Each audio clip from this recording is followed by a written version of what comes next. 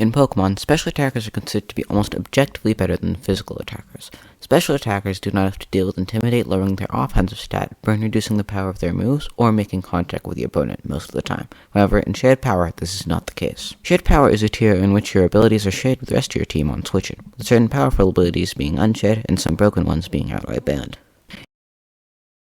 In Shared Power, there are far more abilities to increase the damage output of physical damage than special damage, so one would assume that the lower offensive power is the reason special attackers aren't as good. However, it's actually the opposite. Special attackers are worse because they were too strong. Special Spam was originally one of the strongest playstyles in the tier. Combined Chiyu's defense reduction, Landorus' secondary effect boost, and Ectrier's special attack boost, along with various other offensive abilities in Pokemon, and you have a nigh unstoppable offensive force. However, the special attacker's lack of defense renders them weak to priority moves. How could they possibly deal with such a weakness? Indeedee. It's just Indeedee. It's the highest rated Pokemon in the tier for a reason.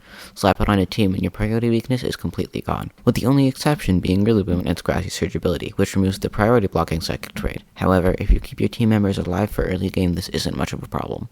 The last dangerous matchup was defense. With their Ice Scales, Frostmoth, and Vesselrue and Tinglu, special attackers were rendered near useless against these teams. However, Ice Scales was banned, and with the best way to beat them gone, the best special attackers were banned soon after.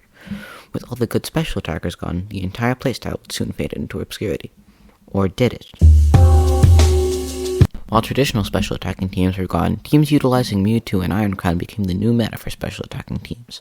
Mewtwo's phenomenal offensive stats and access to all the coverage a special attacker could ever need made it ideal for ripping apart opposing teams. With Stab Expanding Force and Indeedee's Psychic Surge, it didn't even need coverage to destroy the opposing teams, which is why it was banned. Iron Crown, on the other hand, was the opposite of Mewtwo. It simply kicked the Adaptability, Stab Sharpness, Technician, Steely Spirit, Choice Specs boosted stab move, and outspit an O-code 4 times resist under Electric Trade. I wonder why people don't seem to use it anymore.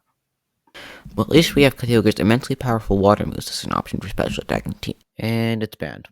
So if Kyogre is banned, what do we do? Are special attackers doomed to mediocrity for all eternity? Well, no, not really. Special attackers aren't exactly at the forefront of the metagame right now, but there's still plenty of ways to use them, so let's get right into that. The more offensively leaning way to build special attackers is with fast Quark Drive users. Quark Drive boosts the user's highest stat by 1.3. However, if the user's highest stat is speed, it is boosted by 1.5.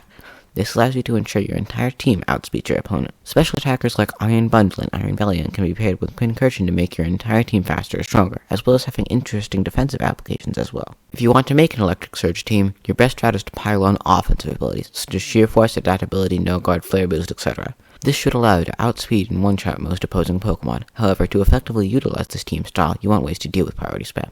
In that case, you may want to drop Electric Terrain altogether and utilize faster Pokemon like Dragapult with Indeedee. Or you can use more niche anti-priority options such as your own priority and Vacuum Wave or alternate priority blockers in the form of Farigiraf, Bruxers, and Sarina. The alternate and less used option is bulky special offense.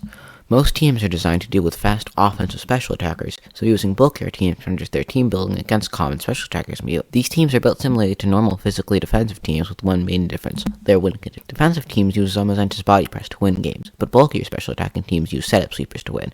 Anything with good recovery and special boosting moves works as a win condition, with the best options, at least in my opinion, being Giratina and Pekka. You usually want no more than one special boosting ability when it comes to making these teams, usually being Sheer Force or Adaptability.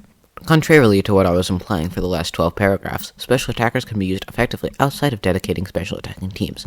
Kyogre is the best example of this. With its Drizzle ability, it can dish out massive special damage while boosting the damage output of its physical attacking team members. Quark Drive Iron Bundle is also a great example, as with its unresisted stab combo and electric terrain, it can help other team members greatly outside of dedicated special attacking teams.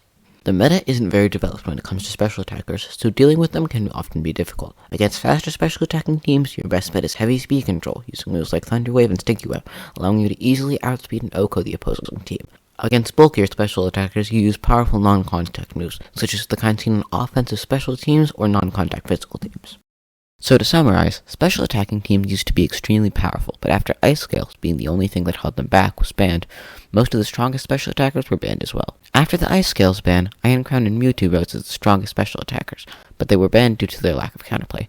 Nowadays, special attackers are primarily used on either Electric Surge teams or bulky offense, as well as having supportive roles on more physical-leaning teams. Hello, welcome to my unscripted outro. I just ramble about everything. So, thank you for watching the entire video. I don't know how you managed that, very impressive. Thanks for doing that. Barely anyone actually watches all of these, so that's pretty cool. If you watched all this, you probably like my stuff, so I would appreciate it if you subscribed and maybe give it a like. But more importantly, if you were to respond to the feedback survey in the description, not the description, the comments, the edit of this is not scripted whatsoever. You somehow couldn't tell. Pretty sure I already said that, but whatever. Do that. Also, my summer break is coming up really soon. School's ending, so I'm going to be able to post a lot more, so expect more mid videos soon. Okay, that's it. Bye. I've been talking for far too long. Oh god, this is making the video longer. Oh god, I got it.